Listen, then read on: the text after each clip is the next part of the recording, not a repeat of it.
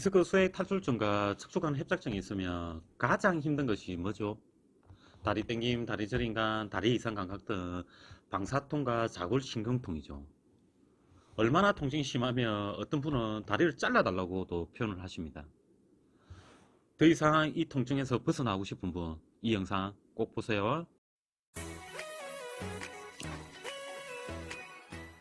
안녕하십니까, 송쌤입니다. 이번 시간에도 허리 질환으로 고생하시는 많은 분들을 위해서 준비했습니다.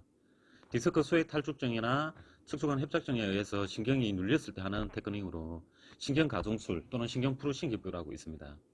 디스크 수액 탈출증과 척추관 협착증에 의해서 신경을 누르면 이 다리로 타고 내려오는 방사통 또는 자구신경통이 있는데, 이 상태를 오랜 시간 있으면 그 속에 있는 신경 움직임 자체가 나빠져서 방사통이 감소하지 않습니다.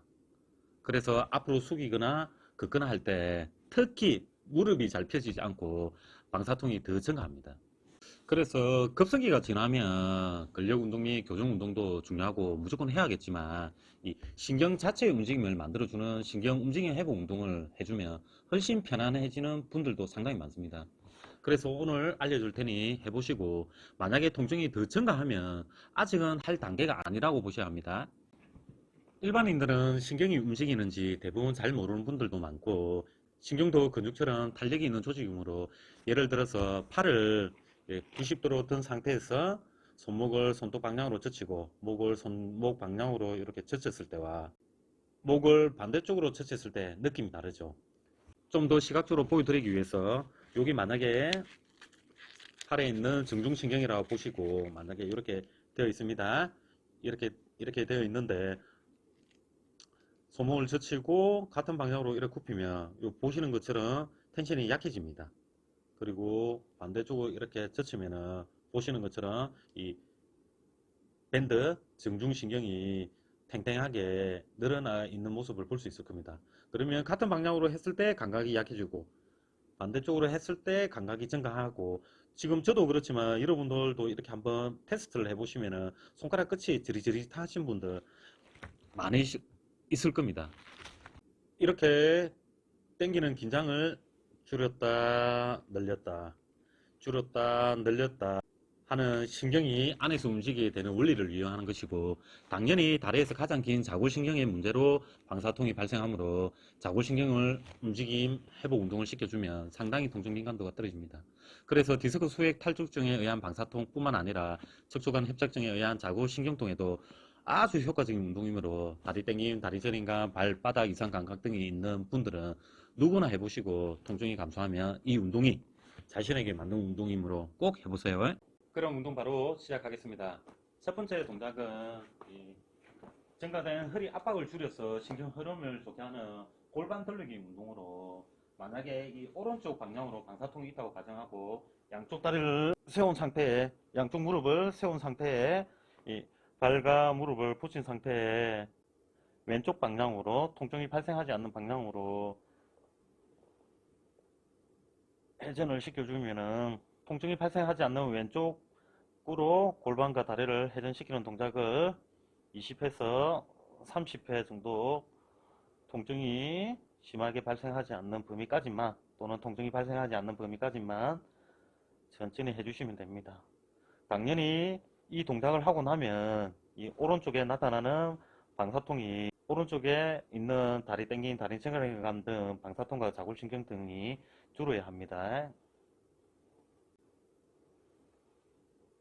두 번째 동작은 첫 번째 동작 후 통증이 감소했을 때 운동 강도를 조금 더 증가시키는 것으로, 이렇게 만약에 오른쪽 다리가 방사통이 있는 다리입니다. 그러면 반대쪽 다리는 펴놓고 방사통이 있는 다리를 이렇게 굽혀 놓은 상태에서 회전을 줍니다. 저 방사통이 없는 다리 반대쪽으로 회전하는 동작을 20에서 30회 정도 해주시면 허리의 압박 부하가 줄어들면서 좋은 영향을 미칩니다. 만약에 통증이 증가하면 첫 번째 단계까지만 해주시면 되고, 아직 운동 강도를 높이기에는 무리가 있다고 보시면 됩니다. 통증이 더 줄어들면 다음 단계로 진행하시면 됩니다.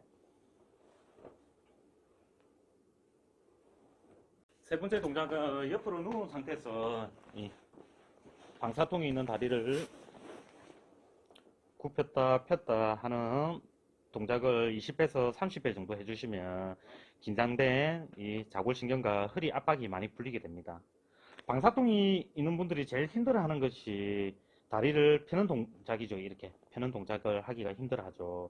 서서 다리를 폈다 굽혔다는 이 서가 있으면은 이 허리에 압박 부하가 많이 증가되어 있어 무리가 되겠지만, 이렇게 옆으로 누운 자세는 이 허리 부하가 많이 발생하지 않으므로 다리를 폈다 굽혔다를 하면 우리 뇌에 좋은 움직임으로 인식이 됩니다. 즉 운동 학습을 통해서 나중에 서서 걸을 때 훨씬 다리를 굽혔다 폈다가 좋아지고 기존보다 걷기도 편안해집니다.